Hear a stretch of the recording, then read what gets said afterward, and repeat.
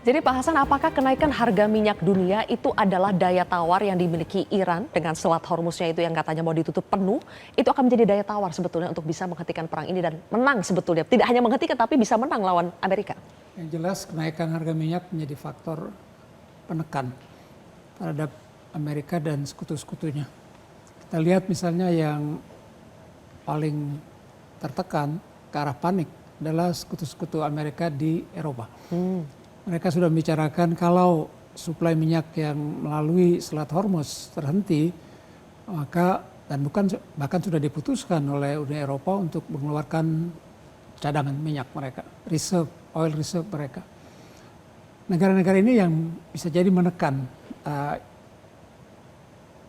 Trump untuk menghentikan perang, satu dari sekutunya, kedua dari dalam negeri Amerika sendiri. Boleh Trump mengklaim dia produksi minyak cukup, tapi dari perang sejak awal sudah menaikkan harga bensin di dalam negeri. Kalau tidak keliru 1 galon sekarang itu sudah $4, bukan mungkin akan naik lagi. Jadi yang akan paling menolak perang juga bisa jadi dari domestik Amerika sendiri, rakyat Amerika yang menderita Karena kenaikan harga. Itu yang dimainkan oleh Iran dengan menutup Selat Hormuz katakanlah. Jadi itu juga senjata, faktor penekan bagi Trump dan Israel untuk menghentikan. Menarik bahwa ada ucapan terbuka Trump menekan Israel untuk menghentikan pemboman terhadap bunker-bunker minyak Iran. Karena efek dari gempurnya bunker-bunker minyak, dia menaikkan harga walaupun suplai dari bunker itu sendiri kan relatif kecil dibandingkan dari suplai minyak negara-negara Arab lainnya sepanjang Hormuz itu. Tapi jelas satu faktor penekan yang dimanfaatkan oleh Iran. Yang lain kelihatan bahwa Rusia yang sejak 4 tahun lalu, sejak dimulainya perang Ukraina, itu juga dirayu oleh Trump untuk pertama mengendurkan sanksi. Dulu kan sejak perang Ukraina, Rusia dikenakan sanksi, tidak boleh menjual. Kalau menjual pembelinya yang dikenakan sanksi, termasuk sebagian besar adalah negara Eropa. Sekarang diminta untuk dikendor, bahkan bukan diminta, Trump untuk mengurangi sanksi terhadap Rusia. Yang berarti memperkaya Rusia dan bisa jadi modal perang terhadap Ukraina. Jadi menarik memang apa yang kita tidak duga akibat tekanan harga minyak ini memperlemah posisi Amerika dan Israel dalam perang ini. Baik, jadi cost dari sebuah perang itu kan besar sekali ya, Mbak Yeni, kita lihat. Terlebih untuk rakyat di dalam negerinya sendiri seperti yang sudah disampaikan oleh Pak Hasan.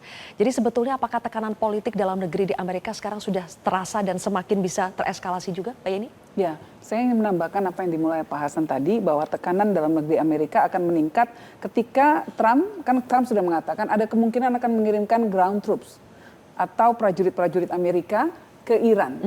Saya rasa ini bisa terjadi demi untuk menjaga Selat Hormuz. Tapi Iran sendiri kan tidak bisa di-underestimate ya. Iran ini kan punya banyak sekali rudal-rudal yang ditakuti Israel dan Amerika. Terutama rudal hipersonik Iran yang terbaru, Fatah, ya, yang bisa menembus sampai ke Israel dalam waktu 4 menit. Nah, yang dilakukan Iran ini cerdas sekali. Iran tahu bahwa kalau dia berperang one on one langsung combat gitu, nggak akan kuat ini lawan Amerika. Yang dilakukan adalah dia melakukan strategi perang gesekan, attrition war. Jadi dikit-dikit, jadi dia melemahkan persenjataan Amerika, personilnya dan lain sebagainya, terus diserang dengan rudal-rudal yang mungkin low budget, tadi dikatakan Pak Hasan ya, low budget. Iran ini banyak banget stoknya. Dia terus menyerang demi apa? Demi untuk menghabiskan rudal-rudal yang dimiliki oleh Israel, ya, termasuk Iron Dome, Patriot Missile dan lain sebagainya gitu ya. Karena setiap kali ada rudal ditembakkan dari Iran, diintercept nih, dari Israel, dari Amerika dan lain sebagainya. Rudalnya Amerika dan Israel mahal banget. Yang ini harganya mungkin cuma berapa ratus juta, yang ini bisa puluhan miliar. Nah, strateginya Iran dibanjiri terus nih, diluncurkan puluhan, ratusan rudal terus-terusan supaya habis stoknya. Nah, dan saya rasa Iran sudah dalam posisi di mana dia lebih baik bumi hangus. Nah, Selat Hormuz kalau misalnya ground troops-nya Amerika datang, prajuritnya datang, bisa diserang habis-habisan. Dan jangan lupa di belakang Iran ada Cina dengan teknologi yang juga sangat canggih. Nah, kita nggak tahu nih, Cina walaupun diam-diam di luar kelihatannya nggak ikut campur, kita nggak tahu apakah mereka menyuplai intelijen, menyuplai drone, menyuplai teknologi macam-macam, ya minimal satelit dan lain sebagainya yang bisa membantu Iran untuk lebih presisi lagi dalam melakukan serangan. Nah sekarang ini kan banyak sekali tokoh-tokoh Israel, terutama garis kerasnya Ben Gvir yang sudah bilang ampun jangan, tolong dong dunia minta Iran berhenti menyerang sampai ngomong kayak gitu. Artinya kalau perang ini sampai lama, maka Amerika akan sangat rugi dan menderita.